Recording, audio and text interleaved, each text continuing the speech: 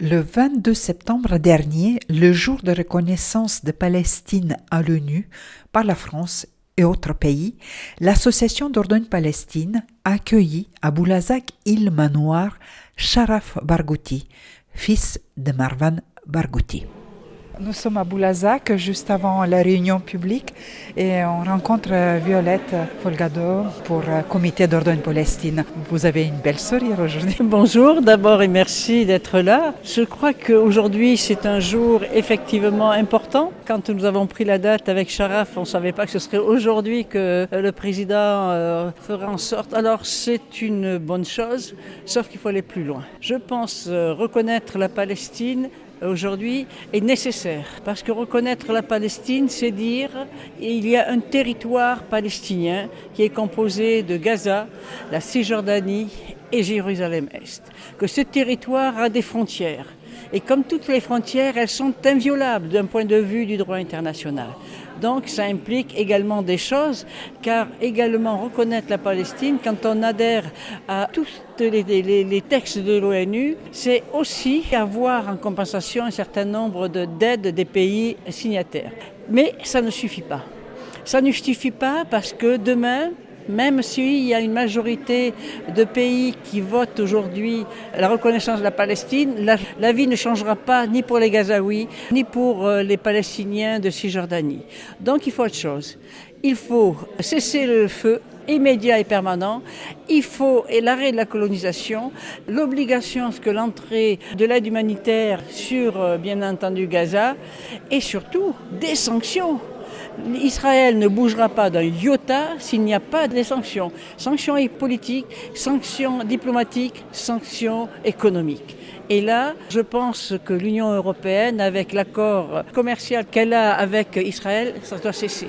Ça doit cesser parce que l'Europe devient également complice de crimes de génocide.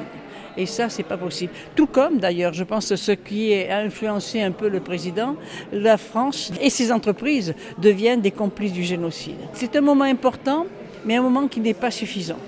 Voilà, c'est une première étape, c'est pas une fin en soi. Et dans ce contexte de nécessité de sanctions, il faut également quelque chose d'important, bien sûr, la libération des otages israéliens, mais surtout également la libération des prisonniers politiques palestiniens. C'est pas possible aujourd'hui, il y a 11 300 prisonniers politiques. Il faut arrêter avec des situations de torture, de maltraitance, de viol. Donc il faut arrêter. Il faut arrêter cela, il faut arrêter la main de Netanyahou, ce bras criminel, et également dire eh bien maintenant on se met autour d'une table, parce que rien ne se réglera sans négociation, se met autour d'une table et on discute de la fin de la guerre, d'une paix juste et durable entre les deux peuples. Et ce soir, vous parlerez de tout ça? On parlera de tout ça, mais surtout des prisonniers politiques, puisque nous avons l'honneur d'avoir Sharaf Barghouti, le fils de Marwan, qui est emprisonné depuis 23 ans, et que nous souhaitons faire libérer, puisque nous avons avec nous également, qui va traduire bien sûr la conférence, Noa Rachmaoui, qui est la coordinatrice du réseau pour la libération de Barghouti. Cet entretien sera traduit. Peut-être au début, je vous demanderai tous les deux de se présenter. قدم نفسك. شرف مروان برغوثي شاب فلسطيني اكتيفيست لحقوق الانسان وحقوق الفلسطينيين وحقوق الاسرى وابن الاسير مروان البرغوثي. Je suis Sharaf Marwan Barghouti, je suis un jeune homme palestinien, un jeune palestinien.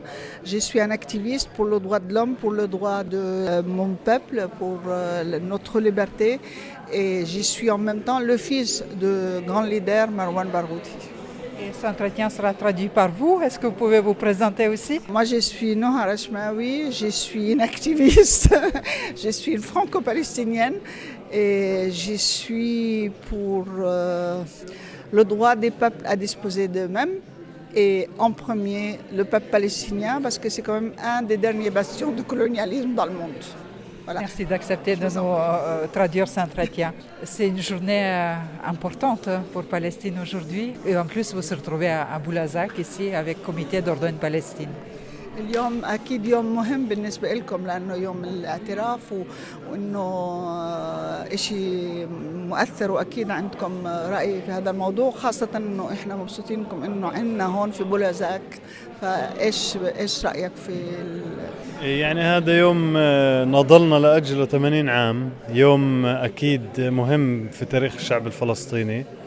للأسف أجا متأخر بعض الشيء، ولكن أن تأتي متأخر أفضل أن لا تأتي أبداً.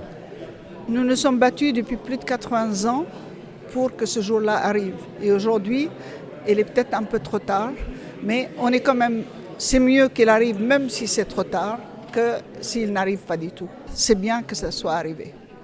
Vous venez aujourd'hui pour cette conférence. Vous voulez parler de quelles questions dans cette rencontre publique? انت جاي اليوم لهون على اساس المحاضره هاي جاي على ايش تحكي ايش الاشياء اللي بتهمك وايش جاي تحكي لنا هون جاي بشكل رئيسي أنقل معاناة الشعب الفلسطيني وبالذات معاناة الأسرى اللي بتعرضوا لأبشع أنواع التعذيب، وجاي أنقل صوت الأسرى لأنه للأسف ما إلهم صوت. Je suis ici pour passer le message, pour exprimer ce qui se passe en Palestine pour l'ensemble de mon peuple et plus particulièrement les prisonniers palestiniens, la souffrance, les tortures, la situation inhumaine qu'ils sont en train de subir.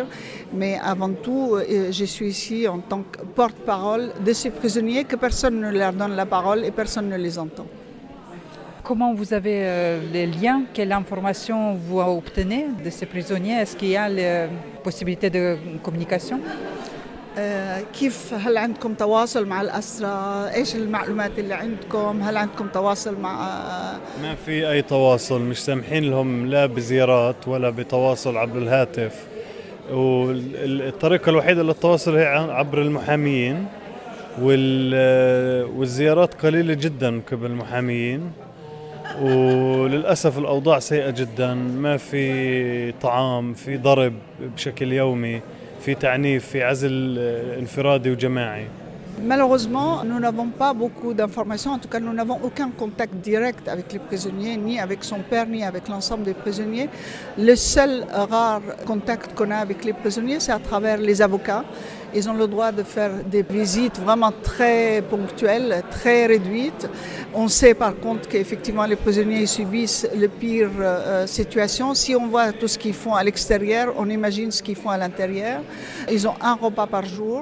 Ils sont souvent soit à l'isolement individuel, soit à l'isolement collectif, c'est-à-dire qu'ils sont 4 ou 5 par chambre. Ils n'ont pas le droit de contacter d'autres pièces. Et ça, vous imaginez que c'est justement parce que les prisons, ils sont surchargés de prisonniers. On n'a pas beaucoup d'informations concernant qu'est-ce que se passe dans votre pays. C'est aussi occasion de témoigner, de parler pour le public qui va se réunir ce soir. زي ما بتعرفوا للأسف الإعلام هون ما بينقل وضع الشعب الفلسطيني وما عندناش الناس الجمهور هون ما عندهمش فكرة كتير عن كيف عايشين انتوا هناك كيف عايشين فهم ممكن تحكي على المعاشات وعلى كل هاي الأشياء. يعني حياة صعبة، ما بنقدر نتنقل بين المدن، في مضايقات يومية من قبل المستوطنين، حرق منازل، حرق بيوت، في حواجز بين كل المدن، وعلى الحواجز بتم إهانة الشباب الفلسطينيين. La situation, c'est qu'on est vraiment dans une situation de presque isolement par village. Il y a les checkpoints, il y a l'isolement, ils essayent d'isoler chaque ville par rapport à l'autre. Il y a difficulté de se déplacer entre les villes. Il y a les colons qui agressent les gens qui essayent de se déplacer entre les villes, entre les zones. Et ils brûlent les voitures, ils brûlent des maisons, ils agressent physiquement les citoyens. Donc on est dans une situation de guerre non déclarée. وحتى يعني في تضييق على التعليم، في تضييق على الجامعات، فيش حرية السفر، صعب جدا السفر. يعني آخر 4 أيام مثلا تم إغلاق الحدود. L'armée israélienne, elle insiste énormément sur les universités et sur les écoles. Ils essayent d'empêcher les étudiants de se rendre dans leurs universités ou se rendre dans les écoles parce qu'ils savent que le savoir pour nous c'est une arme. C'est nous, notre vraie arme, c'est le savoir. Et donc ils font le maximum pour empêcher les étudiants de se déplacer. Et إيش آخر شيء قلت؟ إنه سكروا الحدود. Et là, les derniers 4 jours, par exemple, ils ont bloqué carrément le passage par le pont pour sortir de la Cisjordanie, pour aller en Jordanie notamment. C'était fermé pendant 4 jours. Et donc ça, ils le font régulièrement. Ils coupent une journée, une demi-journée, 2 jours à leur guise. On voit que le public arrive en force là ce soir.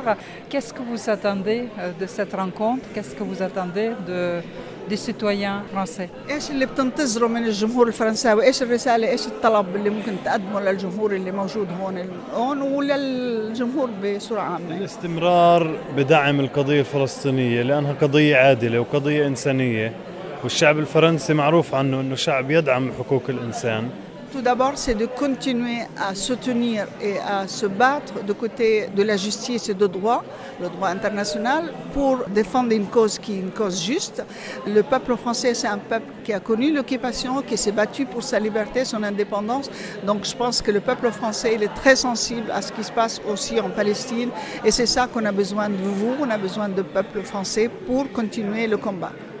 والشعب الفرنسي من الشعوب اللي ناضلت مئات السنين من أجل حريته، فبيعرفوا معاناتنا بشكل جيد، ونتمنى أنهم يستمروا في وقوفهم معنا، وأهم إشي نشر الوعي للجيل القادم اللي ما بيعرف شو اللي بصير.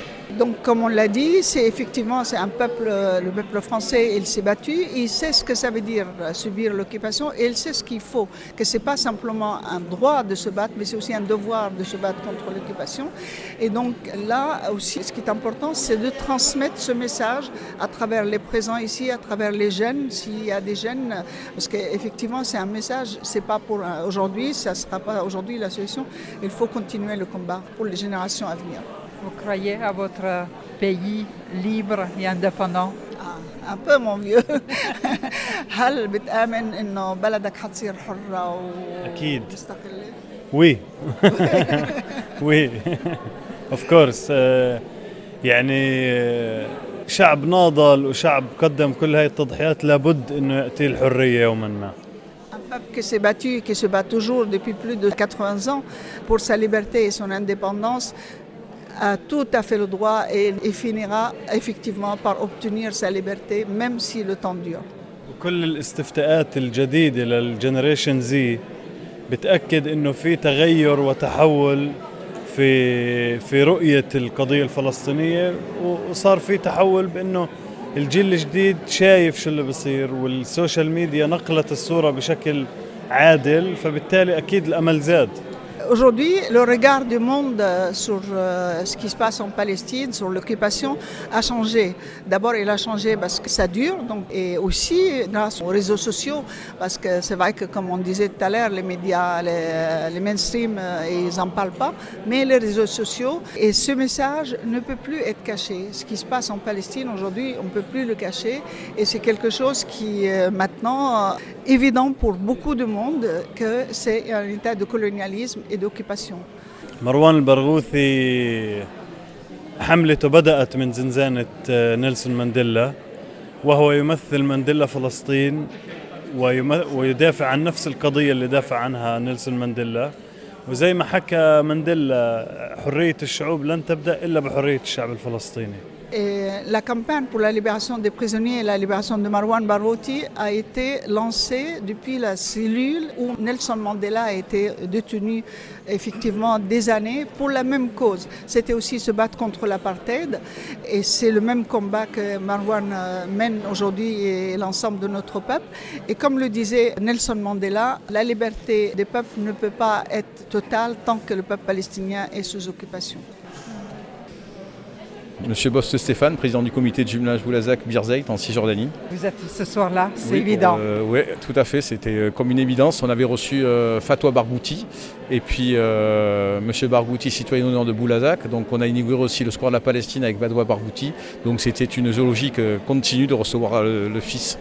Voilà, parce qu'effectivement la Palestine a besoin de nous et il faut se battre pour la Palestine aujourd'hui. Donc on a commencé par une reconnaissance de l'État palestinien, mais il ne faut pas s'arrêter là, il faut continuer à avancer et surtout arrêter tous les massacres et le génocide et la colonisation qui s'exerce actuellement sur la Cisjordanie et sur Gaza. Vous en dites avec cette reconnaissance de l'État palestiniens. C'est un bon commencement. Après, il ne faut pas s'arrêter là. Il va falloir faire évoluer la situation, trouver des interlocuteurs pour que la Palestine ait autonomie et pour qu'effectivement elle puisse avoir un territoire libre et qu'ils puissent vivre tous en paix. Ça serait l'apothéose. On a encore du chemin à parcourir, mais déjà aujourd'hui la reconnaissance de la Palestine, quelque chose d'énorme. Le Portugal, l'Angleterre, la France. Donc il y a une fierté, quoi. Voilà, on se bat depuis quelques années pour ça et c'est quand même déjà un bon début.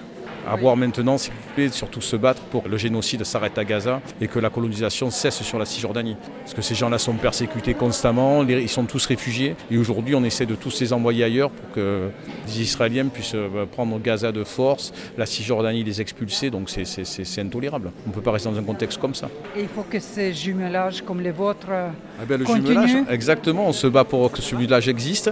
Il existe d'autant plus aujourd'hui, il est encore de plus en plus temps aujourd'hui. Parce qu'effectivement, voilà, c'est à travers ce jumelage qu'on aide la Palestine, qu'on parle de la Palestine et qu'on aide tous nos amis palestiniens. Et c'est pour ça que le 11 octobre d'ailleurs, on aura une grande cérémonie au studio 53 et à la salle polyvalente de Boulazac. Et on sera très fiers. On a madame la sénatrice Marie-Claude Varayas, madame Fanny Castagnède, monsieur Louis Labado, monsieur Nayer El Saracha, responsable des camps de réfugiés. Et on va faire une super conférence d'échange sur les camps de jumelage, pourquoi, comment aider la Palestine et à travers quoi on peut les aider, quoi. Aujourd'hui, les gens, en manifestant leur soutien, et puis en étant fiers du fait que cet État soit reconnu, parce qu'il mérite que cet État soit reconnu. Fanny Castagnède, maire de Boulazac-Île-Manoir. Donc Boulazac honore cette reconnaissance de l'État palestinien ce soir? Oui, une reconnaissance qui arrive bien tard, mais que nous avions appelée de nos vœux depuis de nombreuses années. Le conseil municipal avait d'ailleurs délibéré dès 2018 à cette fin, donc c'est une grande satisfaction.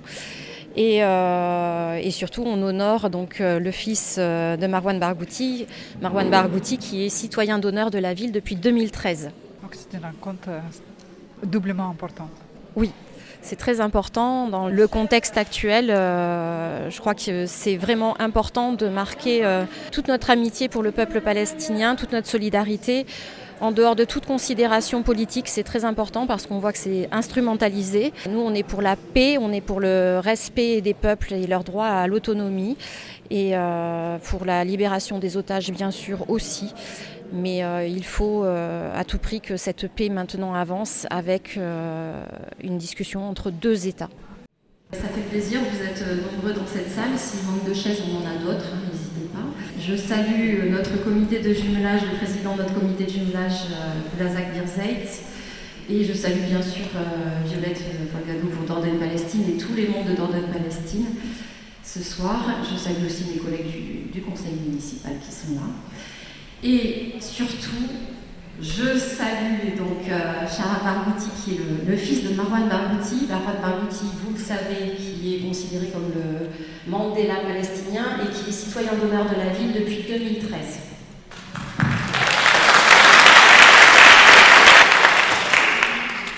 Madame la maire, la chère Fanny, merci pour ton accueil. Monsieur le président du Grand Périgueux, merci d'être là. Monsieur le président du comité de jumelage, merci à tous les partenaires du collectif départemental. J'en vois quand même un certain nombre, bien sûr, aux adhérents de Dordogne Palestine. Merci à vous tous d'avoir répondu à cet appel. C'est une journée qu'il faut souligner, mais c'est vrai, ça ne réglera pas tout.